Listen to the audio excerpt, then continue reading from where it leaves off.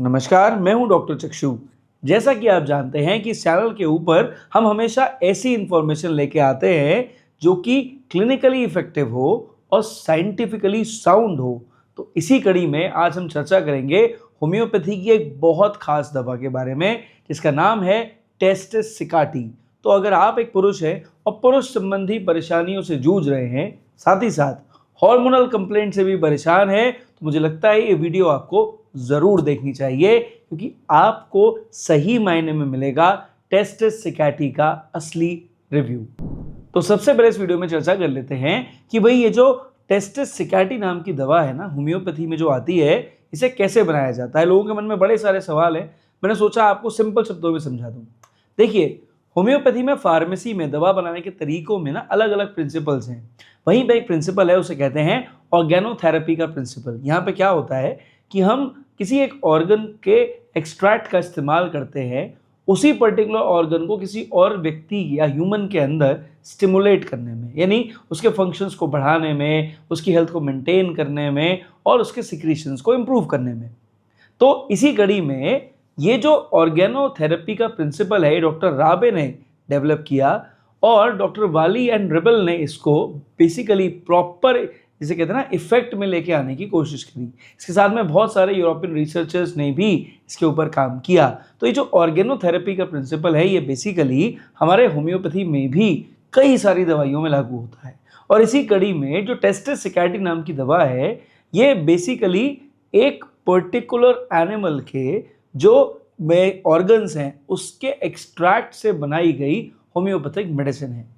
बड़ी इफेक्टिव दवा है जो कि बेसिकली ह्यूमन मेल टेस्टिस, जो कि आपके टेस्टोस्टेरोन हार्मोन को सिक्रीट करते हैं और मेल सेक्सुअल फंक्शंस के लिए रिस्पॉन्सिबल हैं, उसको स्टिमुलेट करने का काम करती है, उसके फंक्शंस को इम्प्रूव करने में हेल्प करती है, उसके सिक्रीशंस को बढ़ाने में मददगार साबित होती है। भाई, मैंने देखा है कि बहुत सारे पेशेंट्स, खासकर जो मेल पेशेंट्स हैं हमारे, जब वो हमारे ओपीडी में ऑनलाइन हमें दिखाने आते हैं ना, तो ये टेस्टिस सिकाटी नाम की दवा खा के आते हैं और रिजल्ट्स नहीं मिलते और कहते हैं डॉक्टर साहब ये किसी डॉक्टर ने प्रेस्क्राइब करी थी लेकिन फ़ायदा नहीं हुआ। क्यों फ़ायदा नहीं हुआ, इसके सवाल का जवाब समझना आपके लिए ज़रूरी है ताकि आपको पता चले कि इस दवा को कहाँ यूज़ करना है। देखिए, क्योंकि ये ऑर्गेनोथेरेपी के प्रिंसिपल के ऊपर बेस्ड मेडिसिन है, तो यहाँ पर क्या हो रहा है कि जो हमारा टेस्टोस्टेरोन हार्मोन है, जो हमारा डोमिनेंट मेल सेक्सुअल हार्मोन है, जब इसकी कमी किसी मरीज के शरीर में होगी, किसी मेल के शरीर में होगी, तो जो लक्षण पैदा होंगे, उन्हीं लक्षणों को इम्प्रूव करने के लिए ये टेस्टिस सिकाटी नाम की दवा बहुत इफेक्टिव रिजल्ट्स लेकर आती है। कौन से लक्षण हो सकते हैं? सबसे पहला होता है लॉस ऑफ लिबिडो, यानी डिस्चार्ज अच्छा ना होना। ठीक है, जो एक आपके सीमन की क्वालिटी है वो अच्छी ना होना, उसकी क्वांटिटी ऑफ सिक्रीशन जो है वो अच्छा ना होना। ठीक। दूसरा हो गया लैक ऑफ सेक्सुअल डिजायर, यानी जो एक होता ना सेक्सुअल हमारी एक्टिविटी के प्रति जो हमारी भावना होती है उसका अच्छा ना होना, डेवलप ना करना, मन ना करना, आकर्षण जो होता है किसी ऑपोजिट सेक्स के प्रति वो ना आना। ठीक है, को जो एक पर्टिकुलर एज में पोस्ट मैरिज जो आपके अंदर विचार आने चाहिए आपके पार्टनर को लेके, उन विचारों का ना आना। तो ये जो सेक्सुअल डिजायर की कमी होती है, ये अक्सर लो टेस्टोस्टेरोन हार्मोन की वजह से आती है और उसको इम्प्रूव करने के लिए टेस्टिस सिकाटी सबसे इंपॉर्टेंट और इफेक्टिव दवाइयों में से एक साबित होती है।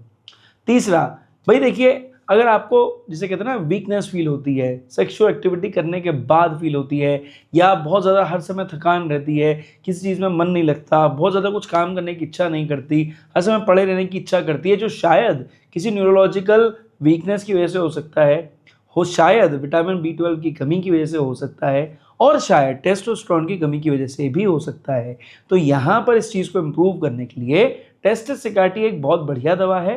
और बहुत अच्छे रिजल्ट्स पेशेंट्स को देती है। ठीक। अब देखिए, जो यहाँ पर चौथा सिम्टम है जिसके ऊपर आपको इसे ज़रूर देना चाहिए, वो है लैक ऑफ मैस्कुलिनिटी। अब लैक ऑफ मैस्कुलिनिटी का मतलब क्या होता है? मर्दानापन की कमी होना। यानी क्या मतलब है कि आपके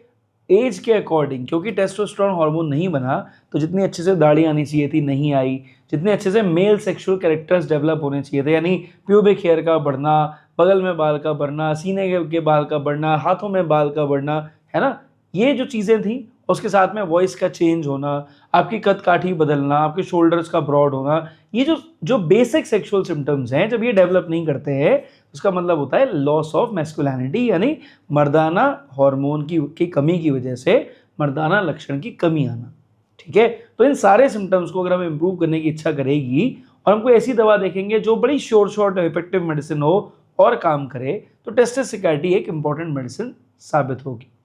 and most importantly depressive phase में जाना, जो 5वां सिम्टम है, यानी अगर आपको बहुत लो फीलिंग आ रही है, कुछ इच्छा नहीं कर रही करने की, कुछ मज़ा नहीं आ रहा करने में, पड़े रहने की इच्छा कर रही है, अजीब सी फीलिंग हो रही है और आप खुद को एक मेल की तरह महसूस नहीं कर रहे हैं, तो कहीं ना कहीं मुझे ऐसा महसूस लगता है, और जैसा कि बुक्स में भी लिखा है और रिसर्च प्रूवन भी है कि ये टेस्टोस्टेरोन नाम की दवा ऐसे पेशेंट्स के लिए बहुत अच्छे रिजल्ट्स लेके आती है, क्योंकि ये डायरेक्ट जो हमारे एंड्रोजेनिक हार्मोन है, टेस्टोस्टेरोन हार्मोन है, उस पर काम करती है, और जब उसको बढ़ाने में हेल्प करेगी तो ये सारे सिम्टम्स इंप्रूव होते हुए आपको दिखाई देंगे। अब देखिए, अगर आप लक्षणों के ऊपर ज़्यादा ध्यान केंद्रित ना करें और 2025 में बिल्कुल प्रैक्टिकल और साइंटिफिक तरह से आप सोचें कि कौन सी बीमारियों में हमें टेस्टोस्टेरोन नाम की दवा को इस्तेमाल करना है, तो बिल्कुल ध्यान से समझ लीजिए। पहला हो गया कि अगर आपकी प्यूबर्टी जो है वो बहुत प्रॉपर नहीं है, improper puberty, improper growth at puberty अगर हो रही हो, जैसे आपको लग रहा है कि अब इस उम्र में इस बच्चे की दाढ़ी मूंछ आ जानी चाहिए थी, इसकी ग्रोथ हो जानी चाहिए थी, इसके गले की आवाज़ बदल जानी चाहिए थी, ऐसा नहीं हो रहा है, बच्चे की ग्रोथ नहीं आ रही है, आपको टेस्टोस्टेरोन के बारे में सोचना चाहिए। नंबर 2, अगर आपको ऐसा लगता है कि लॉस ऑफ स्ट्रेंथ मेरे शरीर में महसूस हो रही है, जिसकी वजह से मैं सेक्सुअल एक्टिविटी प्रॉपर्ली परफॉर्म नहीं कर पा रहा हूँ, जिसे हम कहते हैं कि प्रीमैच्योर इजैकुलेशन या इरेक्टाइल डिसफंक्शन, ठीक है, और वहाँ पर रिपोर्ट्स में देखने को मिल रहा है कि टेस्टोस्टेरोन हार्मोन कम है, जिसकी वजह से शायद ये कंप्लेंट्स आ रही हैं, टेस्टोस्टेरोन एक बढ़िया दवाई है, इसके बारे में हमें ज़रूर सोचना चाहिए। नंबर 3, अगर आपको ओलिगोस्पर्मिया या एजूस्पर्मिया की परेशानी, यानी स्पर्म काउंट अच्छे से नहीं बन रहे या कम मात्रा में बन रहे हैं या उनकी क्वालिटी अच्छी नहीं हो रही है, तो ऐसे में आपको टेस्टोस्टेरोन के बारे में ज़रूर सोचना चाहिए, जिससे कि आपकी स्पर्म क्वालिटी इंप्रूव हो। 4th, अगर आपको इनफर्टिलिटी की दिक्कत है कि भाई क्योंकि सेक्सुअल एक्टिविटी परफॉर्म नहीं कर पा रहे ढंग से, या इंटरेस्ट नहीं जाग रहा है, या टेस्टोस्टेरोन हार्मोन अच्छा नहीं है, इस वजह से स्पर्म काउंट अच्छा नहीं है, इसकी कारणों की वजह से आप बच्चा पैदा करने में सक्षम नहीं है, यानी आपको जैसे कहते हैं प्राइमरी या secondary infertility in males develop कर रही है, तो यहाँ पर तो आपको टेस्टोस्टेरोन के बारे में ज़रूर कहीं ना कहीं सोच विचार करना चाहिए, लेकिन दवा को रिपोर्ट्स के अकॉर्डिंग लेने में ज़्यादा बेनिफिट आपको मिलेगा। 5वां हो गया pre mature ageing in males, यानी अगर उम्र से पहले आपको लगे कि एजिंग प्रक्रिया चालू हो गई है, बालों का ज़्यादा सफ़ेद होना, शरीर का ज़्यादा निढाल पड़ना, थकान ज़्यादा महसूस होना, कमज़ोरी ज़्यादा महसूस होना, एक उम्र से पहले सेक्सुअल एक्टिविटी में इंटरेस्ट लूज होना, अपने पार्टनर के अंदर इंटरेस्ट लूज होना, ठीक है, और बिल्कुल लो फील करना, दुनिया जहान में कोई इंटरेस्ट ना होना, ठीक है, तो ऐसी सिचुएशन में अगर आपको वीकनेस फिजिकल लेवल पे भी हो, मेंटल लेवल पे भी हो, इंटरेस्ट साइकोलॉजिकल लेवल पर कम होता जा रहा हो और एक्टिविटी परफॉर्म कर पाने में सक्षम ना हो रहे हो, ठीक है, स्किन के ऊपर रिंकल्स आ रही हो, ग्रे हेयर हो रहे हो, यानी देख के कोई कह दे या आपसे बात करके कोई कह दे यार ऐसा लग रहा है तेरी उम्र कुछ ज़्यादा नहीं बढ़ गई, तो दिख तो रहा है यार, होना तो चाहिए आधार कार्ड के हिसाब से 25 साल का, देखने में लग रहा है तो 40 साल का, ऐसा क्यों? तो अगर कोई ऐसी चीज़ बोल देना आपको और आपको भी लगे ऐसा कुछ हो रहा है मेरे संग, तो टेस्टोस्टेरोन के बारे में आपको ज़रूर सोचना चाहिए।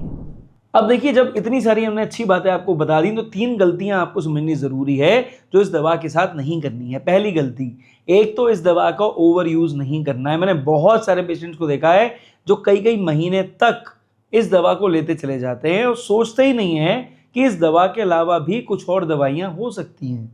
सिर्फ क्योंकि आपने एक वीडियो देख ली और आपके मन में भावना आ गई और आपने ये दवा लेनी शुरू कर दी क्योंकि लक्षण आपसे मैच कर रहे थे, इसका मतलब ये नहीं है कि लंबे समय तक इसको लेते चले जाएंगे बिना ये नोटिस करे कि लक्षणों में कितना आराम आ रहा है। ठीक। नंबर 2, अगर आप इसे बहुत सारी दवाइयों के संग में मिक्स करके लेंगे कि अश्वगंधा भी ले ली, डेमियाना भी ले ली, जिनसेंग भी ले ली, योहिम्बिनम भी ले ली, न्यूपा लूटिया भी ले ली, एग्नस कैस्टस भी ले ली, अबीना सटाइवा भी ले ली, सब ले ली, तो एक काम करते हैं, पानी की टंकी में सब डाल लो, ऐसे करके पी लो,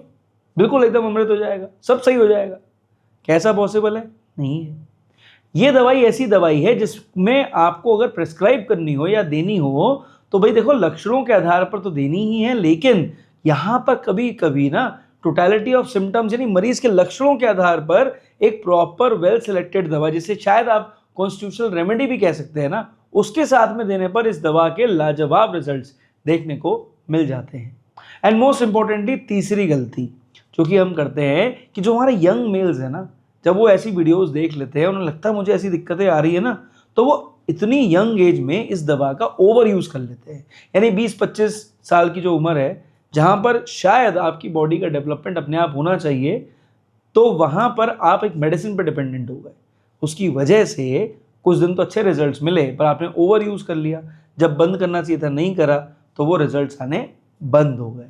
और फिर आपको और मल्टीपल कंप्लेंट शुरू हो गई। तो ये 3 गलतियां अगर आप करेंगे टेस्टोस्टेरोन के संग में, तो एक्सपेक्टेड रिजल्ट्स आपको नहीं मिलेंगे। अब सवाल उठता है कि किस तरह से लें जिससे कि बेस्ट पॉसिबल रिजल्ट्स आपको मिलें।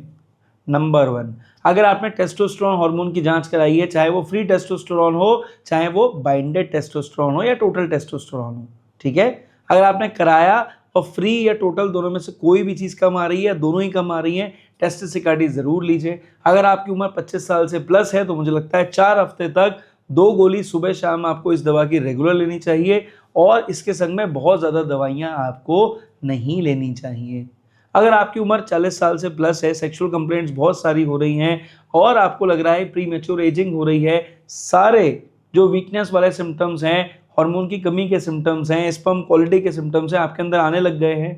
तब आपको डॉक्टर को दिखाकर उनके द्वारा दी गई लक्षणों के आधार पर दवा के संग में टेस्टोस्टेरोन नाम की दवा को 2 गोली सुबह शाम 4 हफ्ते तक रेगुलर लेकर देखना चाहिए कि मेरे अंदर क्या बदलाव आ रहा है।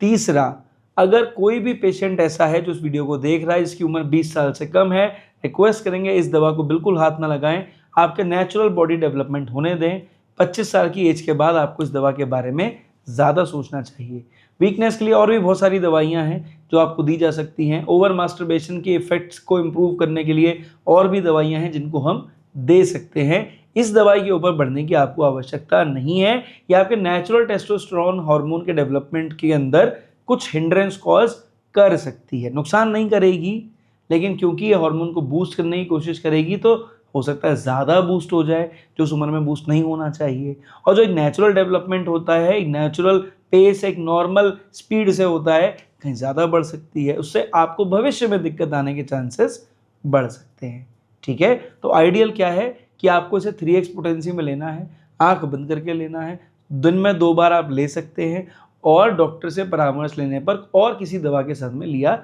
जा सकता है। तो आई होप इस वीडियो को देखने के बाद ना आपके भी चक्षु नेत्र खुल गए होंगे, समझ में आ गया होगा दवा कैसी है और कैसे इस्तेमाल करके बेस्ट रिजल्ट्स पाने हैं। मोस्ट इंपॉर्टेंटली जो गलतियां बताई हैं प्लीज़ मत करिएगा, ताकि आपको वो रिजल्ट्स मिल पाएँ जिनकी अपेक्षा आप इस दवा के साथ कर रहे थे। तो भाई अगर पहली बार चैनल पर आए थे, मेरी बात समझ में आई हो, सब्सक्राइब करके जाना, रेगुलर वीडियोस देखते हो भैया थम्स अप दे जाना। और अगर मुझसे परामर्श चाहिए, कन्फ्यूजन है, इस नंबर पे व्हाट्सएप पे मेरे स्टाफ से बात करें, अपॉइंटमेंट मिलेगा, मैं आपसे बात ज़रूर करूंगा। और हाँ, अगर कोई गलती कर रहा हो ना, उस तक ये वीडियो अभी के अभी शेयर कर दो ताकि वो गलती ना करे और होम्योपैथी का नाम खराब ना हो। इस वीडियो में सिर्फ इतना, मेरी तरफ से नमस्कार, थैंक यू एंड जय हिंद।